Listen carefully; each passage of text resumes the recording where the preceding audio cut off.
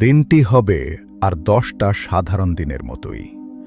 বাজারে ক্রেতা বিক্রেতারা দরদাম করবে, দুজন মানুষ হয়তো একটি কাপড় মেলে ধরে দামাদামি করবে, কিন্তু সেটি আর ভাঁজ করে ব্যাগে রাখার সুযোগ পাবে না। এক ব্যক্তি হয়তো তার উটের জন্য চৌবাচ্চায় পানি ভরবে, কিন্তু সেই পানি পান করানোর সময় সে আর পাবে না। আরেকজন হয়তো এক লোকমা খাবার নিজের মুখের দিকে তুলে ধরবে, কিন্তু সেই খাবার আর তার পেটে পৌঁছাবে না। হঠাৎ আসমান থেকে নেমে আসবে এমন এক ভয়ঙ্কর এবং কান ফাটানো আওয়াজ, যা পুরো মহাবিশ্বকে স্তব্ধ করে দেবে। এই আওয়াজ কোনো বোমার নয়, কোনো প্রাকৃতিক দুর্যোগেরও নয়। এটি হলো আল্লাহর নির্দেশে মহাপ্রলয়ের প্রথম সংকেত, হজরত ইসরাফিল আলাইহিসসালামের শিঙার ফুঁক। যে আওয়াজের প্রথম ধাক্কায় মানুষের হৃৎপিণ্ড ভয়ে কেঁপে উঠবে। গর্ভবতী মায়েরা আতঙ্কে তাদের গর্ভের সন্তান খালাস করে ফেলবে। মায়েরা ভুলে যাবে তাদের বুকের শিশুদের কথা। মানুষ মাতালের মতো এদিক ওদিক ছুটতে থাকবে, অথচ তারা নেশাগ্রস্ত থাকবে না। আজ আমরা জানব সেই ভয়ঙ্কর দিনের আদ্যোপান্ত। কি ঘটবে শিঙায় ফোঁক দেওয়ার প্রথম সেকেন্ডে?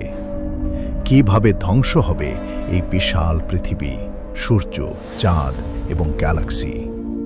আর মৃত্যুর পর যখন পুনরায় আমাদের জীবিত করা হবে, তখন হাসরের ময়দানে আমাদের অবস্থা কেমন হবে? চলুন কোরআন ও সহিহ হাদিসের পাতা থেকে জেনে নিই মহাপ্রলয়ের সেই শিহরণ জাগানো বর্ণনা, যা শুনলে আপনার রাতের ঘুম হারাম হয়ে যেতে পারে। কিয়ামত হঠাৎ করেই চলে আসবে না। এর আগে আল্লাহ তাআলা মানুষকে বহু সতর্কবার্তা বা আলামত দেবেন।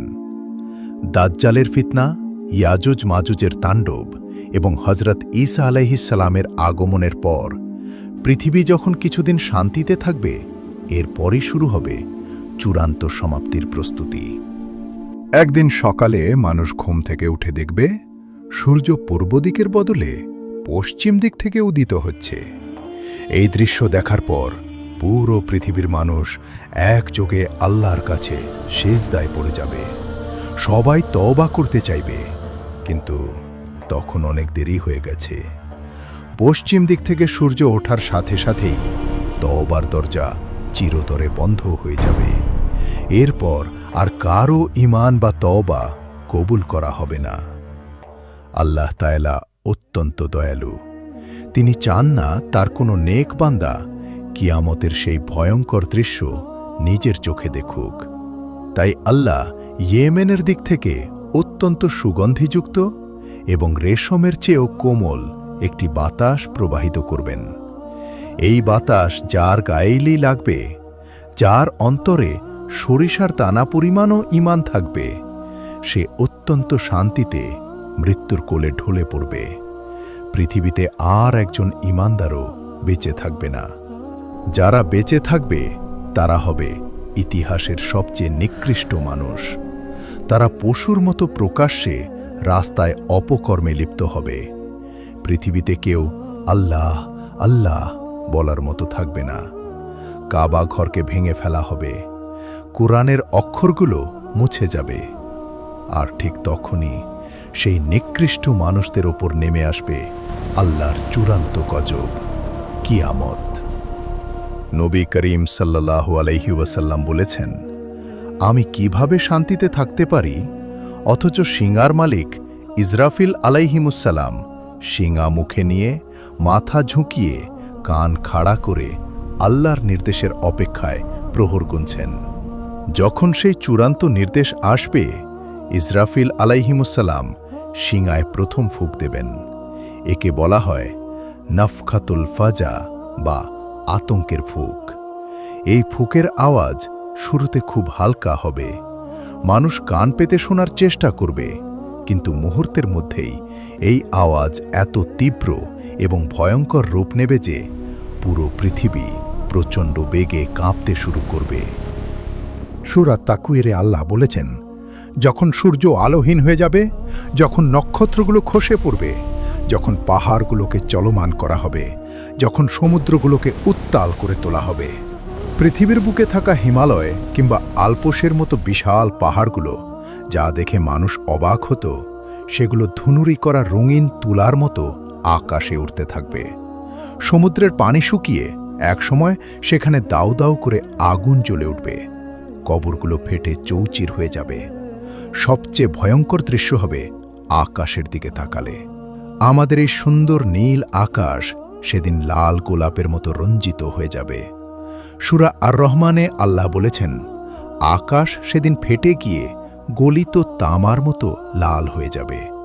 পুরো আসমানকে আল্লাহ এমনভাবে গুটিয়ে নেবেন যেমনভাবে কোনো লেখক তার লিখিত কাগজ গুটিয়ে নেয়। এই প্রচণ্ড শব্দ এবং ভূমিকম্পের ফলে পৃথিবীর সমস্ত মানুষ, জিন এবং পশু পাখি মারা যাবে। পুরো মহাবিশ্বে নেমে আসবে এক ভয়ঙ্কর নীরবতা। পৃথিবীর সমস্ত প্রাণের বিনাশ হয়ে যাওয়ার পর আল্লাহ তাআলা মৃত্যুর ফেরেশতা মালাকুল মউত আজরাইল আলাইহিসসালামকে জিজ্ঞেস করবেন, হে আজরাইল, আর কে কে বেঁচে আছে? আজরাইল আলাইহিসসালাম বলবেন, হে পরওয়ারদিগার, আপনি তো চিরঞ্জীব। আপনি ছাড়া আর বেঁচে আছেন জিব্রাইল, মিকাইল, ইসরাফিল, আপনার আরশ বহনকারী ফেরেশতারা এবং আমি। আল্লাহ নির্দেশ দেবেন জিব্রাইল, মিকাইল এবং আরশ বহনকারী ফেরেশতাদের রূহ কবজ করে নেওয়ার জন্য। একে একে মহাবিশ্বের সবচেয়ে শক্তিশালী ফেরেশতারাও মৃত্যুর স্বাদ গ্রহণ করবেন। এরপর আল্লাহ আবার জিজ্ঞেস করবেন, এখন আর কে বেঁচে আছে? মালাকুল মউত অত্যন্ত ভয়ে ভয়ে বলবেন, হে আল্লাহ, শুধু আমি আপনার দুর্বল বান্দা বেঁচে আছি। তখন আল্লাহ এক ভয়ঙ্কর নির্দেশ দেবেন। তিনি বলবেন, হে মালাকুল মউত, তুমিও মরে যাও। সাথে সাথে মৃত্যুর ফেরেশতা এমন এক ভয়ঙ্কর চিৎকার দিয়ে মৃত্যুবরণ করবেন যে যদি তখন আসমান ও জমিনে কেউ বেঁচে থাকত, তবে সেই চিৎকারের ভয়েই সবাই মারা যেত। পুরো মহাবিশ্ব তখন সম্পূর্ণ ফাঁকা। নেই কোনো মানুষ, নেই কোনো জিন, নেই কোনো ফেরেশতা। এই আসমান আর জমিনের কোথাও একটি পিঁপড়াও বেঁচে নেই। শুধু আছেন এক এবং অদ্বিতীয় মহান সত্তা আল্লাহ সুবহানাহু ওয়া তাআলা। আল্লাহ তাআলা এই ধ্বংসপ্রাপ্ত পৃথিবীকে তার হাতের মুঠোয় নিয়ে 3 বার ঝাঁকুনি দেবেন। এরপর অত্যন্ত প্রতাপের সাথে পুরো মহাবিশ্বকে উদ্দেশ্য করে তিনি একটি প্রশ্ন ছুড়ে দেবেন, লিমানিল মুলকুল ইয়াউম, আজ রাজত্ব কার? কোথাও থেকে কোনো উত্তর আসবে না, কারণ উত্তর দেওয়ার মতো কেউ বেঁচে নেই। অহংকারী ফেরাউনরা কোথায়? নমরুদরা কোথায়? কোথায় সেই স্বৈরশাসকরা যারা পৃথিবীতে নিজেদের প্রভু দাবি করত? সব নিস্তব্ধ। তখন আল্লাহ নিজেই নিজের প্রশ্নের উত্তর দেবেন, লিল্লাহিল ওয়াহিদিল কাহার, আজকের রাজত্ব একমাত্র আল্লাহর, যিনি এক এবং প্রবল পরাক্রমশালী। এভাবে কেটে যাবে 40-এর একটি সময়কাল। এটি কি 40 দিন, 40 মাস নাকি 40 বছর, তা আল্লাহ ছাড়া কেউ জানেন না। এরপর আল্লাহ আসমান থেকে এক বিশেষ ধরনের বৃষ্টি বর্ষণ করবেন। এই বৃষ্টির পানিতে পৃথিবীর মাটির নিচে মিশে থাকা মানুষের দেহের ক্ষুদ্রতম একটি হাড়, যাকে আজপুত জানাব বা মেরুদণ্ডের একেবারে শেষের হাড় বলা হয়, সেটি বীজের মতো গজিয়ে উঠবে। মানুষের শরীর ঠিক সেভাবেই পুনরায় তৈরি হবে যেমনভাবে উদ্ভিদ মাটি থেকে গজিয়ে ওঠে। দেহগুলো প্রস্তুত হওয়ার পর আল্লাহ ইসরাফিল আলাইহিসসালামকে পুনরায় জীবিত করবেন এবং তাকে দ্বিতীয়বার শিঙায় ফুঁক দেওয়ার নির্দেশ দেবেন। এটি হল নাফখাতুল বাস বা পুনরুত্থানের ফুঁক। এই ফুঁক দেওয়ার সাথে সাথেই কোটি কোটি রূহ যা ইসরাফিল আলাইহিসসালামের শিঙার ভেতরে রাখা ছিল, তা মৌমাছির মতো গুনগুন করতে করতে উড়ে গিয়ে নিজ নিজ দেহে প্রবেশ করবে।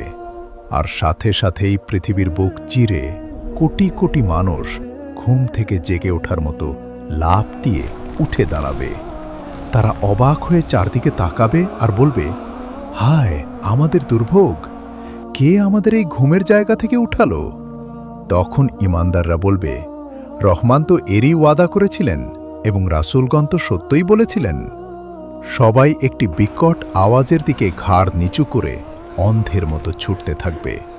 হযরত আয়েশা রাদিয়াল্লাহু তাআলা আনহা একবার নবীজিকে জিজ্ঞেস করেছিলেন, ইয়া রাসূলুল্লাহ, সেদিন কি নারী পুরুষ সবাই উলঙ্গ থাকবে? তারা কি একে অপরের দিকে তাকাবে না?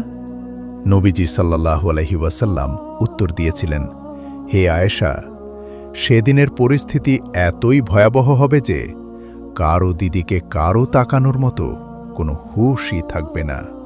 মানুষ সেদিন মাতালের মতো দিক বিদিক ছুটতে থাকবে। দৌড়াতে দৌড়াতে মানবজাতি এমন এক ময়দানে এসে জমায়েত হবে যা আজকের পৃথিবীর মতো নয়।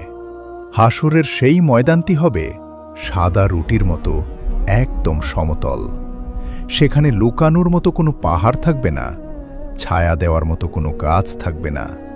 আর সবচেয়ে ভয়ঙ্কর ব্যাপার হলো, আমাদের যে সূর্যটি আজ পৃথিবী থেকে 15 কোটি কিলোমিটার দূরে অবস্থিত, সেই বিশাল এবং জ্বলন্ত সূর্যকে সেদিন মানুষের মাথার মাত্র 1 মাইল ওপরে নামিয়ে আনা হবে।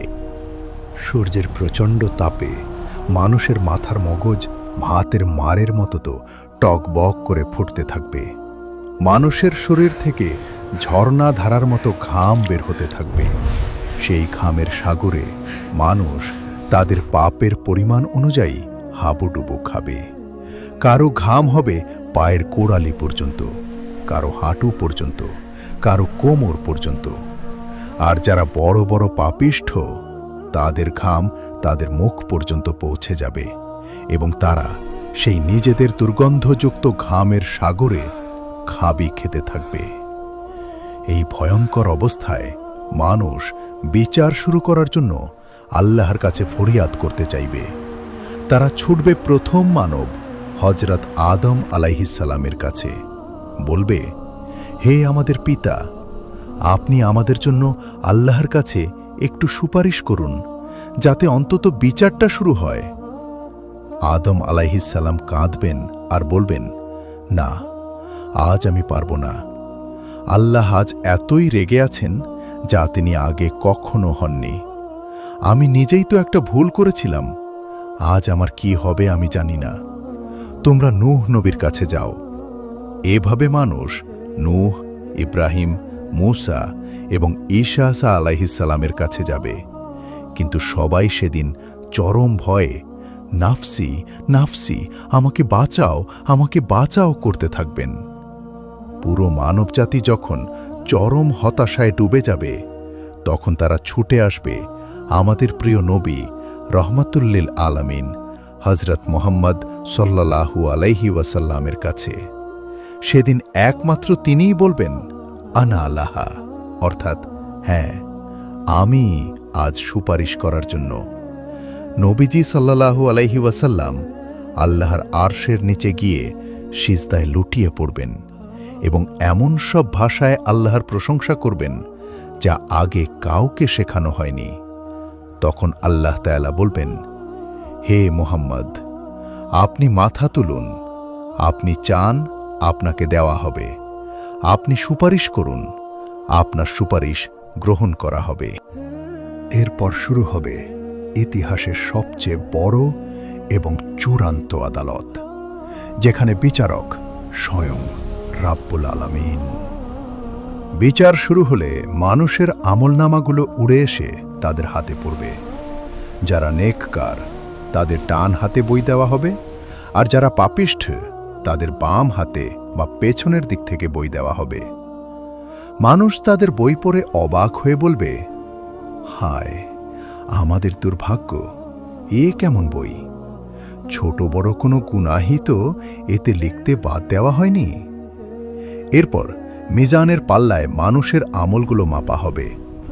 সরিষার দানা পরিমাণ ভালো কাজ বা খারাপ কাজ সবকিছুই ওজন করা হবে। সবশেষে মানুষকে পার হতে হবে পুলসিরাত। এটি হল জাহান্নামের আগুনের ওপর দিয়ে বিছানো একটি সেতু, যা পার হয়ে জান্নাতে যেতে হবে। এটি চুলের চেয়েও চিকন এবং তলোয়ারের চেয়েও ধারালো। চারদিক থাকবে চরম অন্ধকারে ঢাকা। ঈমানদারদের তাদের ঈমান অনুযায়ী আলো দেওয়া হবে। কেউ বিদ্যুতের গতিতে, কেউ ঘোড়ার গতিতে, কেউ বা দৌড়ে এই সেতু পার হয়ে জান্নাতে পৌঁছাবে।